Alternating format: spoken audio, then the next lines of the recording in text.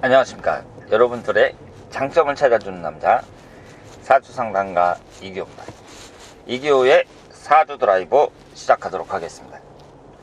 제가 항상 아침에 영상을 찍고 있습니다. 차에서 찍는 영상은 아침에 찍어요. 여러분들이 하루하루 활기차고 보람있게 보내시기 바랍니다. 사주 드라이브라는 것이 사주와 관련된 이런저런 얘기를 하지만 사주 명식도 가끔 분석을 합니다. 오늘 주인공은 여성분들이 특히 싫어할 것 같은데요. 얼마 전에 뉴스에 나왔잖아요. 유승현 김포시 전 의장이 되겠습니다. 시의회 의장이라고 합니다. 김포시라는 그 큰 도시에 시의원 중에서는 최고 높은 사람이라는 뜻이잖아요. 이 사람이 아시는 것처럼 부인을 골프채로 살해했습니다. 징역 7년을 선고받았어요. 이 사람이 살인죄로 선고가 된 것이 아니라 상해치사죄로 선고가 됐는데, 저는 이 양형 기준에 대해서 좀 의문이 많습니다. 죽은 사람은 똑같거든요. 뭐 맞아 죽은 거 똑같잖아요. 그런데 때린 사람이 내가 죽이겠다는 고의로 사람을 죽였느냐, 아니면 때리다 보니까 어떻게 죽게 됐다, 이 두 가지가 엄청난 차이가 있습니다. 살인죄냐 상해치사죄냐, 이게 엄청난 차이가 있어요. 죽은 사람 입장에선 결과는 똑같은데 결국은 죽인 사람은 징역 7년만 선고받았습니다. 물론 7년이라는 시간이 짧은 시간은 아니지만 여러분들도 아시다시피 요즘에 성과 관련된 범죄는 형량이 상당히 높잖아요. 조주빈이라는 사람이 나이도 젊은데 어떻게 됐어요? 무기징역을 구형을 받았는데, 조주빈이라는 사람은 사람을 직접 죽이진 않았거든요. 형사사건에서 가장 큰 죄는 사람의 목숨을 빼앗아가는 게 살인죄가 가장 큰 죄가 아닌가, 이렇게 생각을 하는데, 조주빈 같은 사람은 무기징역을 선고받고 사람을 죽인 이 유승현이라는 사람은 징역 7년을 선고받았습니다.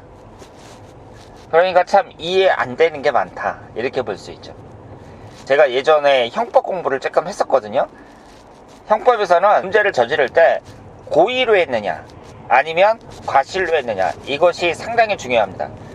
그래서 고의로 했을 경우에 살인죄가 성립이 되면 뭐 사형도 선고받을 수 있는데, 교통사고 같은 경우는 결과는 똑같거든요. 죽은 사람 입장에서는 결과가 똑같잖아요. 그런데 거의 처벌을 안 받습니다. 교통사고 같은 경우. 왜냐하면 과실이니까. 그래서 이 법이라는 게 일반인들이 봤을 때는 납득하기 어려운 점이 많다, 이렇게 볼 수 있습니다. 이 사람이 범죄를 저질렀는데 사주 명식을 봤을 때는요, 일반인들의 사주 명식과 크게 다를 게 없습니다. 여러분들이 사주를 딱 보면서 이 사람은 살인을 저지를 만한 사주야, 이렇게 판단한다는 것은 대단히 어려운 일이에요. 그리고 이 유승현 의장의 이 사주 명식을 보니까 일반인들과 뭐 똑같아요. 뭐 비경겁제가 좀 강하고 도화살이 좀 강한데 특별히 여자 운이 나쁘다, 이렇게 보기도 어렵습니다. 그래서 우리가 사주를 분석할 때 이 사람이 성공할 만한 사주냐 성공하지 못할 만한 사주냐, 뭐 이런 걸 많이 따지는데요. 사주에서는 그 사람이 사회적인 위치가 얼마나 올라가느냐, 돈을 얼마나 벌 수 있느냐, 요것만 보질 않습니다. 여러 가지를 다 봐요. 가정운도 보고 배우자 운도 보고 다 봅니다. 옛말이 틀린 게 하나도 없다, 이렇게 봐야죠. 가화만사성이라고 그러잖아요. 일단은 집안이 화목해야 그 사람이 큰일도 할 수 있는 거예요. 생각나는 게 예전에 서울시 교육감 선거였죠. 고승덕 변호사가 여론조사 1위였습니다. 뭐 인지도로 보나 여러 가지로 봤을 때 고승덕 변호사가 1위였거든요. 갑자기 우리 아빠 나쁜 아빠 한마디 하면서 어떻게 됐어요?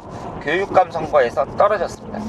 이 고승덕 변호사가 학교 다닐 때 삼시를 패스한 사람이잖아요. 이 고시에 있어서는 상당히 전설적인 인물이 바로 고승덕 변호사인데, 그렇게 떨어진 이유가 뭐예요? 딴 사람도 아니고 딸이 나타나가지고 이렇게 얘기를 하니까, 아니 교육감을 하겠다는 사람이 자기 가족도 하나 챙기지 못하면서 어떻게 되겠느냐, 그래갖고 사람들이 표를 안 준 거 아니에요. 김포시가 지금 제가 알기로는 인구가 50만 명 정도 됩니다. 엄청나게 크고 있는 그런 도시인데, 거기에 시의회 의장이 부인을 이렇게 해버렸으니까 그 사람 인생도 참 불쌍한 인생이라고 봐야죠. 사회적인 성공으로 봤을 때는 상당히 높은 위치까지 이뤄낸 사람인데 결국 가정에서 실패하고 이렇게 엉뚱한 일을 저질렀다. 사주를 봤을 때에는 일단 지지가 신자진 반합이 되고 월지 포함해서 두 개가 수기운이니까 수기운이 강하다고 봐야죠. 자존심이나 고집이 세다고 봐야 됩니다. 이렇게 어떤 단체의 장이 된다든가 아니면은 뭐 사업적으로 성공한 사람들 중에 비경겁제가 강한 사람들이 꽤 많습니다. 일반인들은 비경겁제가 너무 많잖아요. 그러면 부정적인 면이 많습니다. 어떤 한 가지 오행이 너무 많다는 얘기는 좋은 거보다는 나쁜 점이 더 많다, 이렇게 볼 수 있어요. 그래서 우리 사회에서 지금 성공했다는 사람들 있잖아요. 사주를 딱 봤는데 사주가 안 좋단 말이에요. 근데 성공했어요. 그 사람들을 이제 자세히 한번 들어가 보면 뭐 가정적인 면이나 아니면 여러 가지 면에서 약점을 갖고 있는 경우가 많이 있습니다. 사회적으로 성공했다 그래서 그 사람이 모든 게 다 행복한 사람이다, 이렇게 볼 수는 없다는 거죠. 왜 부인을 그렇게 때렸느냐, 이걸 이제 뉴스에 나와 있는 걸로는 뭐 부인이 뭐 바람을 폈다, 그동안 불만도 많이 쌓였다 그러는데, 이를 보면 오히려 이 사람이 도화살이 강합니다. 월지 포함해서 두 개가 도화살이죠. 거기에다가 현재 55세 이모대원 같은 경우도 도화살이 들어온단 말이에요. 오히려 이 사람이 바람을 필 만한 사주라고 봐야 돼요.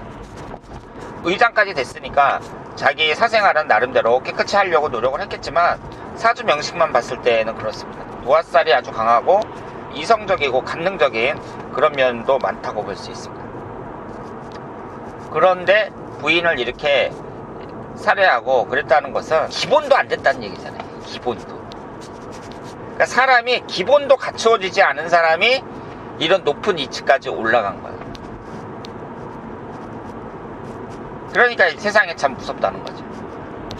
이렇게 높은 위치, 기본도 갖추어지지 않은 사람이 이런 높은 위치까지 올라갔다. 그랬을 경우에는 수많은 사람들에게 피해를 줄 수 있습니다. 엄청난 피해를 줄 수 있어요.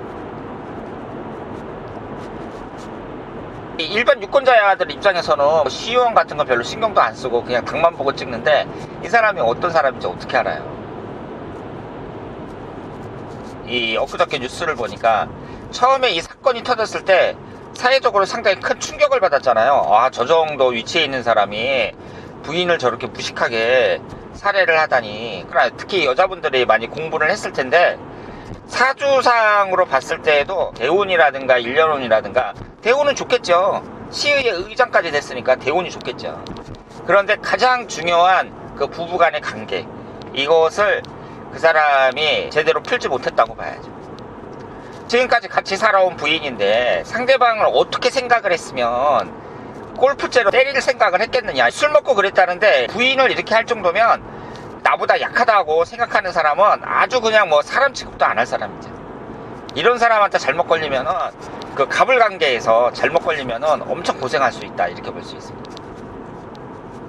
그래서 우리가 흔히 말하는 이런 사이코패스, 뭐 이런 사람이 시의회 의장까지 올라가지 않았나, 이렇게 생각을 합니다. 그래서 세상이 한편으로는 무섭다고 생각을 하고, 사주 분석을 하는 사람 입장에서 사주만 봤을 때는 큰 문제가 없다고 말씀을 드렸잖아요. 이 사람은 비경겁제가 강하니까 고집이 세가지고 열받으면 이런 일까지 저지를 사람이야, 이런 식으로 해석하는 사람이 있을지도 모르겠으나, 그런 식으로 따지면은 이 세상 사람들 전부 다 이렇게 된다는 거죠. 그러니까 이것은 해석을 그렇게까지 할 필요는 없고, 이 사람 자체가 문제예요. 사주가 문제가 아니라 사람 자체가 문제가 많다. 그러니까 어렸을 때부터 뭐 가정환경이라든가 그 사람의 인품이라든가 여러 가지 점에서 원래가 문제가 많은 사람이었고 기본이 안 된 사람이었다, 이렇게 봐야죠. 그리고 제가 예전에 봤던 뉴스에 어떤 게 있었냐면, 회사 사장인데 자기 여직원을 이렇게 짐 정리하다가 열받는다고 망치로 때려서 죽였어요. 그 사람이 딱 죽이고 나서 경찰을 이제 불렀는데 경찰 앞에서 막 울더라고요. 그런 사람이 있어요. 순간적으로 열받잖아요. 그러면 분노 조절 장애, 그 분노를 조절을 못하는 거예요. 사람을 막 때리고 그런 사람들 많습니다. 근데 그런 사람한테 만약에 가불관계라든가 종속관계로 걸리잖아요. 예를 들어서 군대 갔는데 고참이 그런 사람이다. 밑에 있는 사람도 엄청 때리는 거죠. 그래서 군대마다 아주 막 미친놈처럼 부하들을 엄청나게 때리는 사람들이 있습니다. 그러면서 고참한테는 맞을까봐 아주 막 비굴하게 쩔쩔매죠. 주변에도 가끔 봤었는데 조금만 일해도 열받아요. 사람이 얼굴이 빨개지고 혼자서 어쩔 줄을 모르는 거예요. 열받아가지고. 그것도 병이라고 봐야죠. 병이라고 봐야 돼요. 그런 사람들은 이제 나중에 나이 들어가지고 치매 같은 거 걸릴 가능성도 높다고 봐야 돼요. 사람이 열받아도 내가 뭐 폭력을 쓴다든가 그것은 습관성이라고 봐야 돼요. 한번 폭력을 쓰잖아요. 그러면 내 부인이라든가 내 자식이라든가 이렇게 내가 함부로 할 수 있는 사람들한테 계속 나옵니다. 그러니까 우리 부모님 세대 중에 남편한테 이렇게 두들겨 맞고 그런 사람 얼마나 많았어요. 옛날에 엄청 많았어요. 60년대 70년대 그럴 때 아버지들이 술 먹고 들어가가지고 막 두들겨 맞는 소리가 동네에서 막 들리고 그게 거짓말이 아니라니까요. 우리 부모님 세대들 중에 그런 사람 엄청 많았습니다. 요즘에 그랬다가는 여자를 당장 이혼하죠. 그런데 옛날에는 진짜 심했어요. 그런 게 다 습관성이고 분노 조절 장애고, 다시 말해서 본인이 못나서 그렇다, 그렇게 봐야지 사주 탓을 할 게 아니다, 이렇게 말씀을 드리겠습니다. 얼마 전에 이런 안타까운 사건이 있었고 이 판결이 났는데 징역 7년이라고 합니다. 사람을 죽여놓고 7년 딱 살고서 이제 나오는 거야. 참 죽은 사람만 불쌍하다, 이렇게 말씀을 드릴 수가 있고요. 오늘 제가 사주 드라이브 하면서 좀 흥분했었는데, 그 사주 분석하는 사람으로서 모든 것을 사주만 보고 판단할 게 아니라는 거, 이 점을 말씀을 드리겠습니다. 자, 그러면 여러분 오늘 하루도 즐거운 하루 보내시기 바랍니다. 대단히 감사합니다.